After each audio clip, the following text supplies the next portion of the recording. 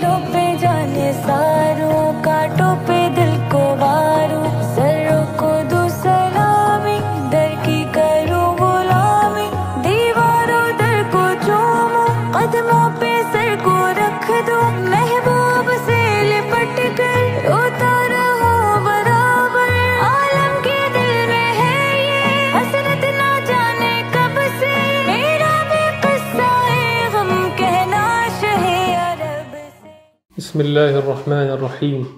अल्हम्दुलिल्लाहि रब्बिल आलमीन, वस्सलातु वस्सलामु अला सय्यिदिना मौलाना मुहम्मद व अला आलिहि व अस्हाबिहि अजमईन। सहाबा इकराम ने नजाशी की ये मेहरबानी देखी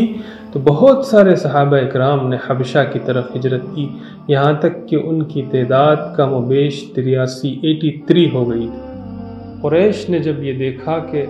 जुल्म व सितम, हर तरह के जबर व इस्तिबदाद, कहर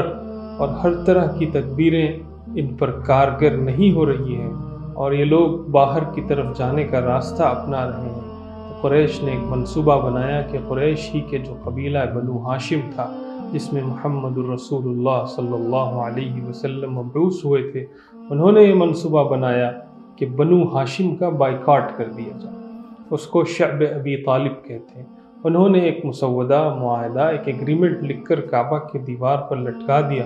कि बनु हाशिम के किसी फ़र्द से कोई लेन देन नहीं रखा जाएगा, बनु हाशिम के किसी फ़र्द से कोई तिजारती मामलात नहीं किए जाएंगे, बनु हाशिम के किसी फ़र्द से किसी किस्म के मामलात, किसी किस्म का आना जाना, उनसे किसी किस्म की बातचीत, उनको किसी किस्म के मामलात में इन्वॉल्व नहीं किया जाएगा, उनको कम्प्लीटली बाइकाट कर दिया जाएगा। मक्का की एक घाटी में बनु हाशिम सारे महसूर हो गए। नबी अकरम सल्लल्लाहु अलैहि वसल्लम अपने चचा हज़रत अबू तालिब और अपनी ज़ौजे महतरमा सैयदा खदीजा रज़ियल्लाहु ताला अन्हा के साथ वहाँ चले गए और बहुत सारे मुसलमान जो इस्लाम लाए थे सब लोग उसी घाटी में महसूर हो गए। उनको खाने पीने के लिए किस्म किस्म की मुश्किलात आती, उनको यहाँ तक कि किसी वक्त का खाना भी नसीब नहीं होता। हज़रत बिलाल अपने बगल में कुछ रोटी का टुकड़ा छुपाकर नबी अकरम सल्लल्लाहु अलैहि वसल्लम की खिदमत में ले जाते तो मुशरिकीन इस बेबसी को देखकर खुश होते। 3 साल इसी तरह घाटी में गुजर गए और शअब अबी तालिब जिसको कहते हैं, अबू तालिब की घाटी में जाने के बाद चंद ही दिनों के बाद हज़रत अबू तालिब का इंतकाल हो गया। उसके चंद दिनों के बाद हज़रत खदीजा रज़ियल्लाहु ताला अन्हा का इंतकाल हो गया। ये दोनों नबी अकरम सल्लल्लाहु अलैहि वसल्लम के गमगुसार थे, ये मददगार थे, आपके यार थे, आप सल्लल्लाहु अलैहि वसल्लम के हर अच्छे बुरे में साथ थे। इन्होंने आप सल्लल्लाहु अलैहि वसल्लम का सहारा बना था, आप सल्लल्लाहु अलैहि वसल्लम की मदद की थी। आप सल्लल्लाहु अलैहि वसल्लम इसके बाद बहुत बेसरो सामानी के आलम में गम और बोझ महसूस करने लगे थे, इसीलिए इन दोनों की रहलत के साल को आमुल हुज़्न यानी हुज़्न का और गम का साल कहा जाता है। हज़रत अबू तालिब जो आप सल्लल्लाहु अलैहि वसल्लम के सबसे बड़े मुनीस व गमगुसार थे, हज़रत आयशा जो आप सल्लल्लाहु अलैहि वसल्लम की सबसे ज़्यादा चहीती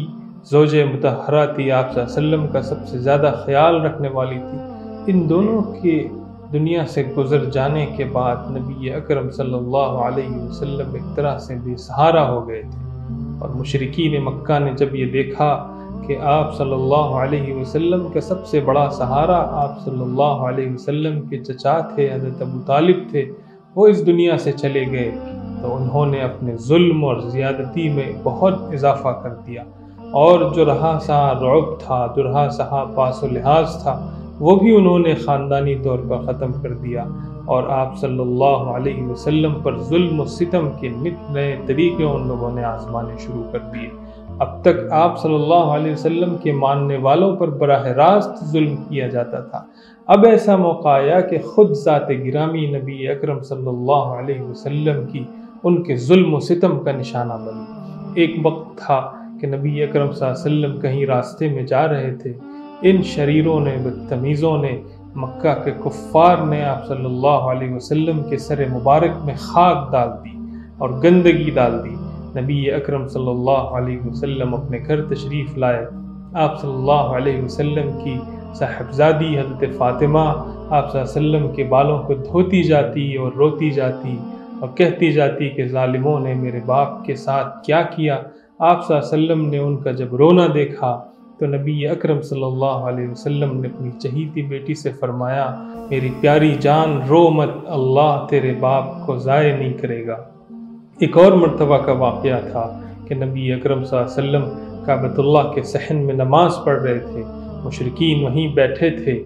اور انہوں نے اونٹ کی اوجڑی اور گندگی نبی اکرم صلی اللہ علیہ وسلم کے سر پہ لاد دی۔ کسی نے جا کے حضرت فاطمہ کو خبر کی، وہ دوڑی دوڑی آئیں اور اپنے ساتھ پانی لایا اور آپ صلی اللہ علیہ وسلم کے جسم مبارک سے گندگی کو ہٹایا اور صاف کیا، اور آپ صلی اللہ علیہ وسلم کو پاکیزہ کر کے وہ اپنے گھر لے گئیں۔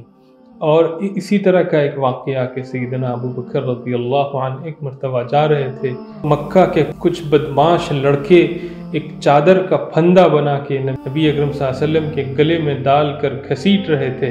تو اس وقت حضرت ابو بکر نے دیکھا اور چھڑایا۔ اس وقت حضرت ابو بکر رضی اللہ عنہ نے اپنا وہ مشہور جملہ کہا اتقتلون رجلا ان یقول ربی اللہ، کیا تم ایک آدمی کو محض اس لیے مارنا اور قتل کرنا چاہتے ہو جو کہتا ہے کہ میرا رب اللہ ہے، میرا رب ایک اللہ ہے۔